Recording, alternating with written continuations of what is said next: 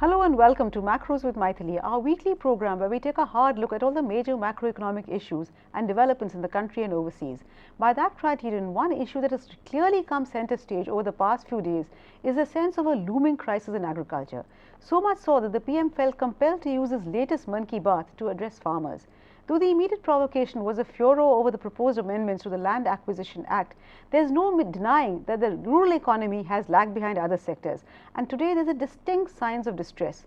So what's holding back Indian agriculture, and what can the government do to remedy the state of affairs? To discuss this and more, we have with us perhaps the best brains on agriculture possible. Ashok Gulati, former Chairman Agriculture Cost and Pricing and presently Chair Professor Agriculture at AGRI, New Delhi. Chengal Reddy, President, Federation of Farmers Associations of India, and S. Sivakumar, Group Head of Agriculture and IT Business, ITC Limited. Thank you so much, gentlemen, for joining me. Mr. Chengal Reddy, if I may start with you, how serious is the distress at the ground level? Are these reports of about 30% destruction in agriculture acreage and in farm output genuine? Are they exaggerated? How serious is the situation on the ground? Firstly, I must explain to you, you must understand that agriculture is more or less on the collapsing stage.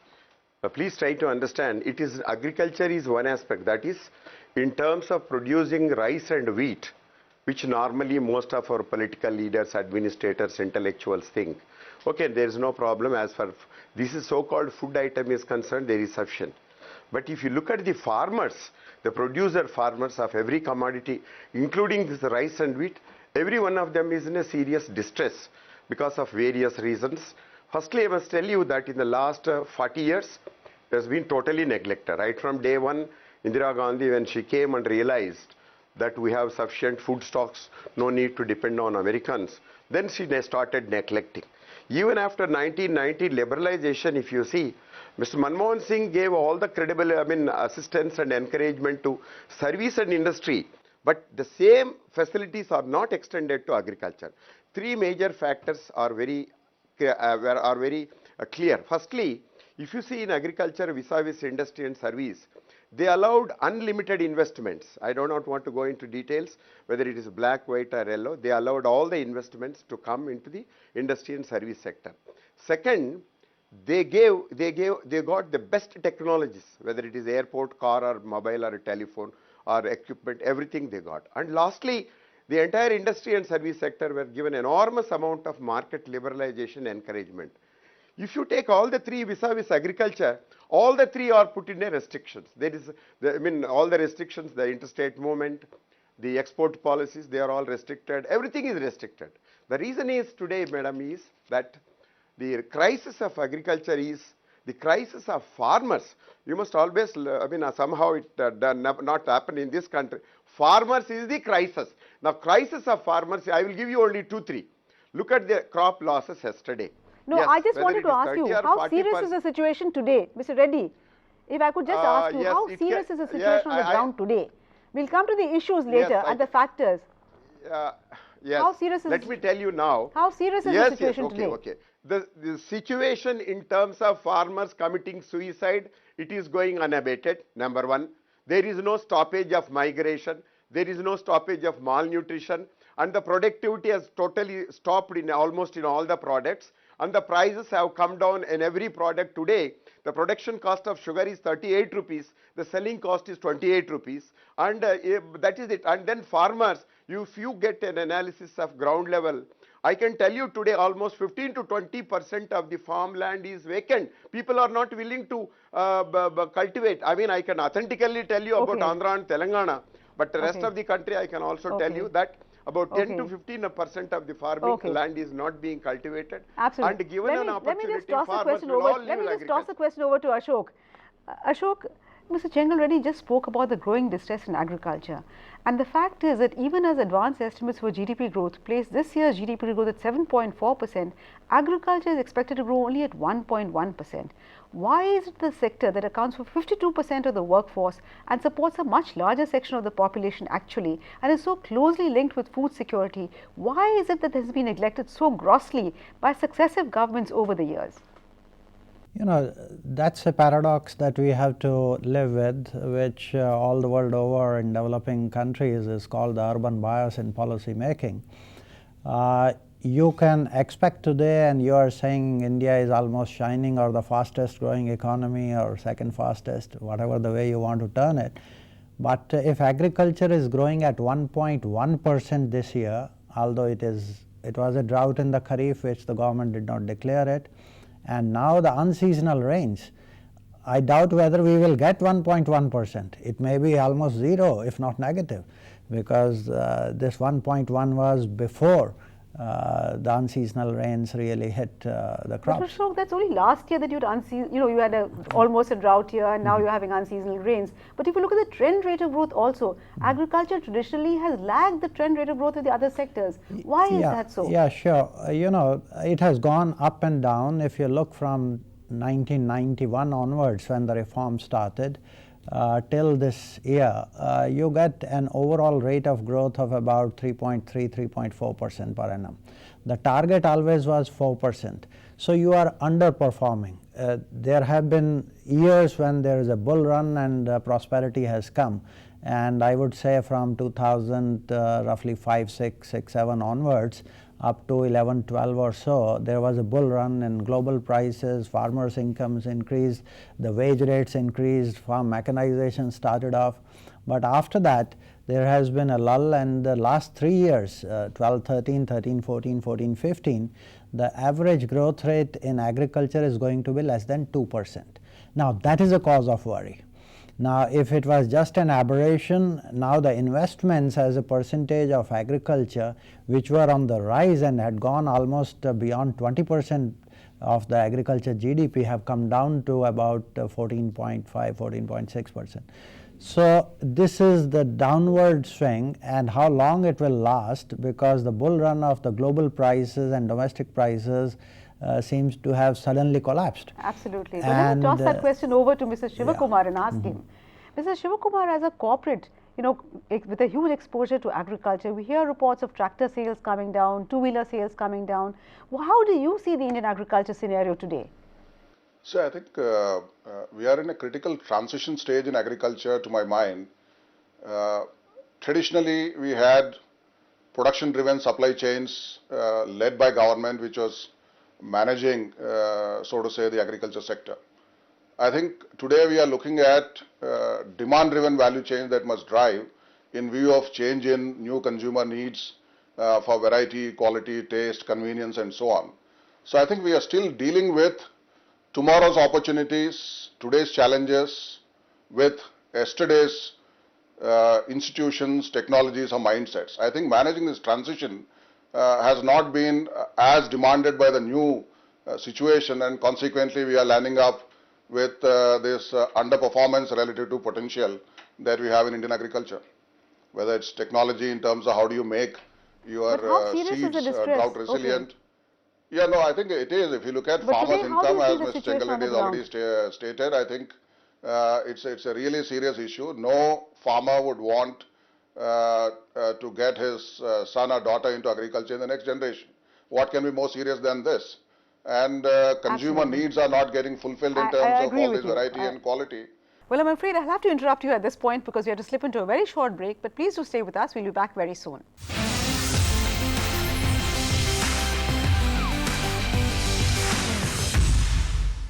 Welcome back. You're watching Macros with Mythili, and we're discussing the present state of agriculture and the signs of agrarian distress and what to do about it. But Mr. Chengal Reddy, you spoke about how the farmer is getting a very low price for so many of his commodities. So on the one hand, we have the farmer saying he's not getting a decent price, but we also have the consumer complaining that the prices of food articles, and if you see food inflation, that has consistently remained high. So how does one explain? Both cannot be true. If the farmer is getting very little, the consumer cannot complain of high prices. So how do one explain this? The problem has come because the government of India, as well as most of the state governments, they refuse to bring about reforms in the marketing system, and also in terms of providing technology, and also in terms of farmers' involvement. Firstly, I will take you to the markets. Look at almost around 14-15 years back, APMC reforms were suggested by government of India. In all these 14-15 years, I don't think any state has really taken up to implement the reforms. Yesterday, Mr. Modi in the budget, he said he will bring about a national some market policy. Now, this is again politicalization. If Mr. Modi, in fact, he himself was a chief minister of a state, he never implemented these reforms. BJP's Raman Singh or Madhya Pradesh, they didn't implement these reforms. Even today, BJP government, they are not going to implement these market reforms because it is again a question of politics. I am not blaming XYZ, please try to understand. I am putting forth the hard realities because today the entire marketing system is controlled by so-called middlemen and some few people. Here what is happening, therefore, where what you produce, what you sell at the beginning, I mean the whole thing, there are 4, 5, 6 people which has been reported in humpty number of reports across. This is number one. Secondly, if you take productivity pattern of crops, if you see, I have just to give you, the rice and wheat, yes, rice, wheat, sugar, there is excess production. But when you go to oilseed pulses, there is a problem. Achha, if you go to horticulture, there is a wastage. But the biggest problem is not this.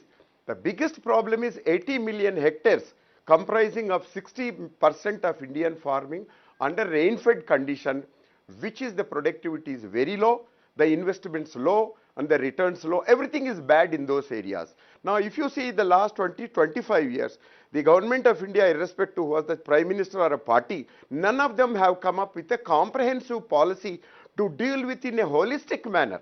Well, let me tell you, my colleague, my best friend Ashok Gulati sitting there like them have given empty number of recommendations, but they are not implemented. That's the problem. Okay, let me just turn the question over to Ashok because he's written extensively on the APMC Act. Ashok, would you agree with Mr. Chengal Reddy that actually the problem is essentially that of marketing, which is why farmers they get low prices, consumers pay high prices, and does the answer lie in the APMC Act getting a national market, and why have we not made progress on that front? Even if you take a case of potatoes, the basic vegetable that is needed by the poorest of the poor. Today, potatoes are being sold in West Bengal by the farmers at less than 2 rupees a kg. Yesterday's price in Bardhaman was collapsed to even 1 rupee 60 paisa a kg. Farmers' cost is about 4 rupees a kg. Now, if he doesn't recover that, what will happen? There is excess production, lorries are lined up for 1 kilometer to put it in the cold storage and whatnot. And in Trivandrum, the retail price is hovering around 30 rupees a kg. So, how do you explain this? This is what is the imperfections in the markets. We are dreaming of one unified national market. The reality on the ground is that within the state, there are 4 markets, 10 markets depending upon the catchment area of each and every so-called APMC market. So, they won't allow others. So, I think this entire marketing system needs a total overhaul in the system. And to do that, you have to first change the laws.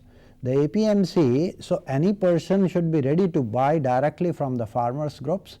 So, the question of monopoly of APMC markets has to be broken by creating a competition and giving an alternatives to marketing. So, why hasn't that happened? Successive governments have spoken about it. Why hasn't it happened? I think Mr. Chengal Reddy was clearly hinting that there is much more deeper politics, and those who are controlling, naturally there are interests which will be hurt, and unless you take them head on, the system will not improve, and that's a critical part of the game. So, laws have to be changed, overruling. I mean, in this country, if one state head says that potatoes cannot go out of my state, how do you get the prices in the other states equalized?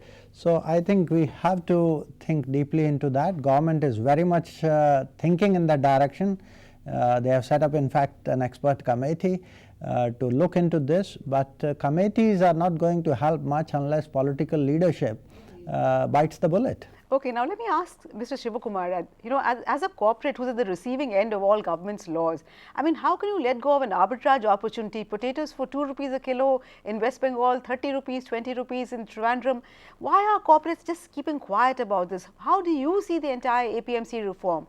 Why are corporates not able to do anything about it, bring sufficient pressure on government? How do you react to this kind of arbitrage? See, within agricultural marketing, in addition to APMC Act, which itself needs some level of reform to let the private sector participate, that has already been described. I think there are a few other areas also which require that kind of reform. One of them is improvement in the forward markets activity, whether it is derivatives like futures or options, so that farmer is able to plant and the rest of the industry is able to manage risk, not looking at yesterday's prices, but looking at tomorrow's prices. You know, why there is so much of potato cultivation? Because last year prices were extremely high, and therefore everybody now grows potato, and consequently at the production level it drops.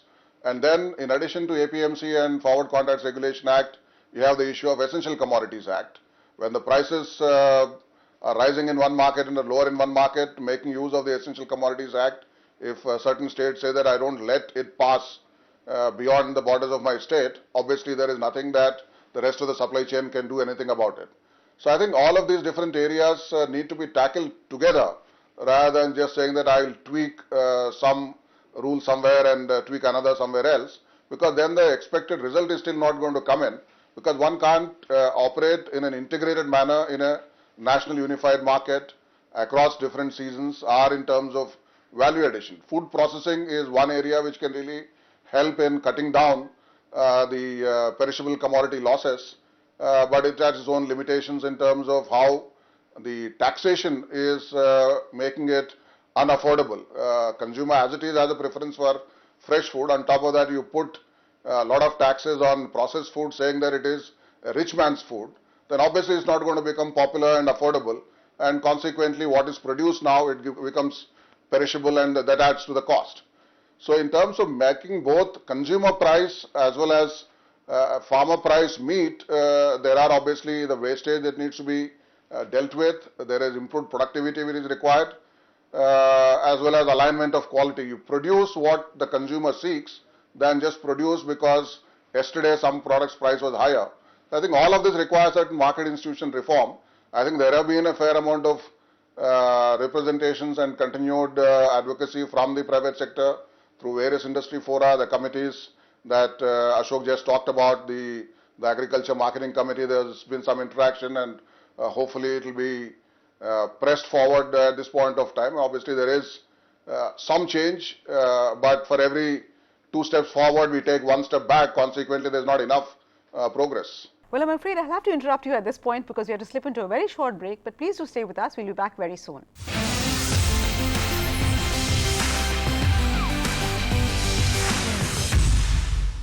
Welcome back. You're watching Macros with Mythili, and we're discussing the agrarian distress that seems to be looming ahead with a panel of eminent experts. Mr. Chengal Reddy, I think all three of you spoke about the need for reform in agricultural marketing. But given that agriculture is a state subject, how does one really get one national market? Each state will say that, look, this is my prerogative. So how does one overcome that obstacle? Firstly, I must clarify this has been a wrong impression amongst most of the national policy makers, media and other. Agriculture namesake, it has no value. If you see, it is Government of India which is responsible for the collapse of Indian agriculture.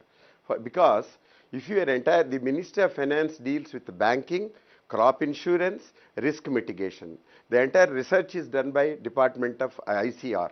Then the export-import policies are by Ministry of Commerce. And likewise, everything is Government of India. The so-called states are useless. They are, they do some very periphery. Let me give you, you have been asking how to change, what are the major defects. See, there are 3-4 areas which I want that, now that you have taken a major issue. First is the so-called market reform. The second one, if you look at the investments, madam, look at the irrigation sector. Today, as I explained, 80 million hectares, 60% is on irrigation, rain-fed conditions. Now, my question to all the policy makers, politicians and intellectuals in this country, you have spent 3-4 lakh crores on the roads. Recently, Mr. Modi gave 1 lakh of rupees to national highways, and he arranged for 1,50,000 crores from somewhere LIC to railways. Now, what I am asking Mr. Modi is, why don't you get 2 lakhs of crores to irrigation projects and complete them in a matter of 2 years? Your entire dependency of these rain-fed farmers, whether it is Vidarbha, Rayalaseema, Telangana, or whether it is Bundelkhand, your problem is permanently solved. Absolutely. There will be no suicides. There will be no migration. Yeah, No, single one thing. Yeah, absolutely. No. but look at, I'm not asking Mr. But let me Modi. just toss a question over to Ashok. Ashok, you've written extensively about how, you need to kind of move away from subsidies. The government is spending money on food subsidies, fertilizer subsidies, instead of which, if only they directed it to what Mr. Chengal Reddy spoke about, public investment. Why has that not happened? Why is it proving so difficult? If you look at the resources, public resources going to agriculture and food space, they are not less in India. In this budget of 15-16, the 5 ministries, agriculture, food, fertilizer, food processing and water resources, these 5 if you add, the budget is 2.28 lakh crores. The problem is that 87% of this goes as subsidies on food and fertilizer. Now there is ample research available which shows that the returns that you get in terms of poverty alleviation or in terms of agriculture growth are 5 to 10 times higher from the same resources if you are investing them in either rural roads or irrigation or in agriculture R&D.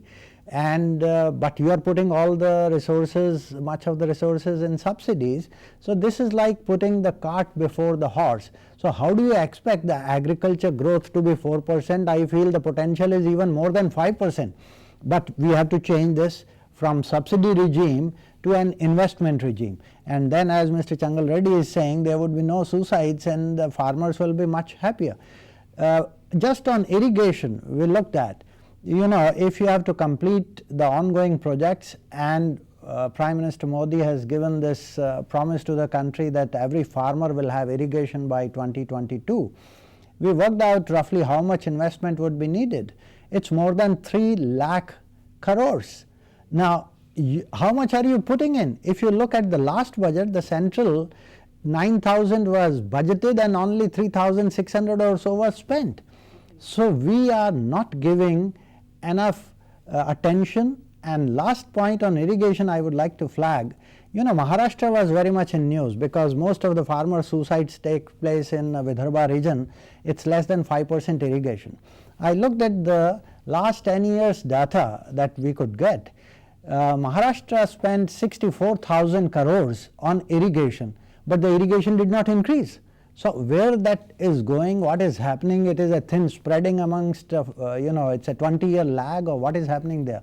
So I think we have to put it on a much higher priority from the supply side, and if we rationalize our subsidies, it will give you enough of savings without cutting down your objectives of equity for investment purposes. Okay, so rationalizing subsidies is key to the whole thing. But Ashok, we are running out of time. So very quickly, if I were to ask you, what explains the huge regional variations in agricultural productivity and in agriculture growth in the different states? It's very interesting. Last 10 years, if you look at Madhya Pradesh, agriculture is growing at almost 10% per annum.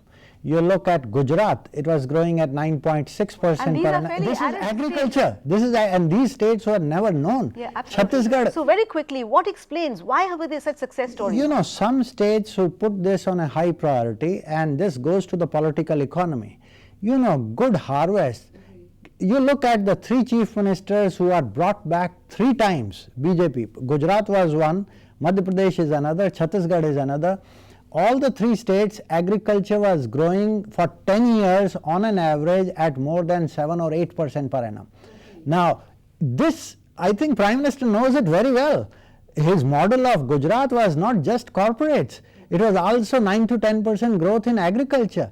Now, we are not asking 9 to 10% growth in agriculture at all India level. When the CM becomes the PM, can he give us even half of that? 5% growth, I think farmers will be in a much better position. Well, I hope he does watch this program and tell us what he thinks about doing that. But Mr. Sivakumar, as a corporate exposed to agriculture, what would you like to see? The 2 main things that you would like to see that would hugely improve both agricultural growth as well as improve the prosperity not only of corporates but also of the consumers. See, in addition to the marketing reforms I talked about, and we discussed that at length, but I think one of the other areas is technology for weather resilience. I think in more recent times, weather changes have been more extreme, more unpredictable, and extremely micro-regional. So consequently, whatever you plan, including providing irrigation, is not good enough. We just saw the unseasonal rains last few days, and elsewhere hailstorms in different times of the year, or flooding at another points of time. So irrigation is one part of that solution. So you need technology in terms of seed in particular, and aspects like nursery management to strengthen planting material and so on.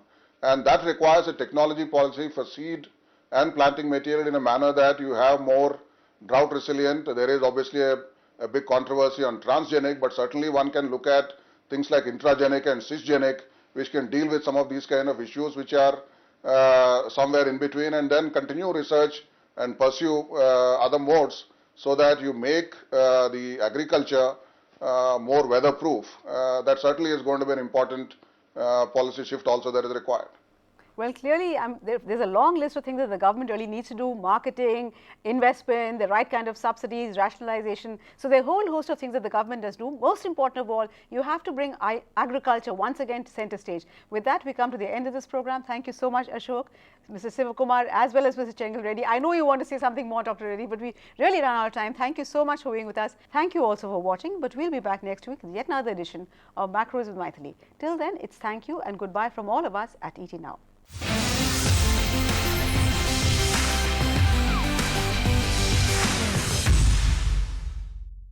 Find us on Facebook at facebook.com/etnow and don't forget to click the like button. You can also follow us on Twitter at etnowlive. To stay updated with all our programming, hit the subscribe button on our YouTube channel by logging on to youtube.com/user/etnow.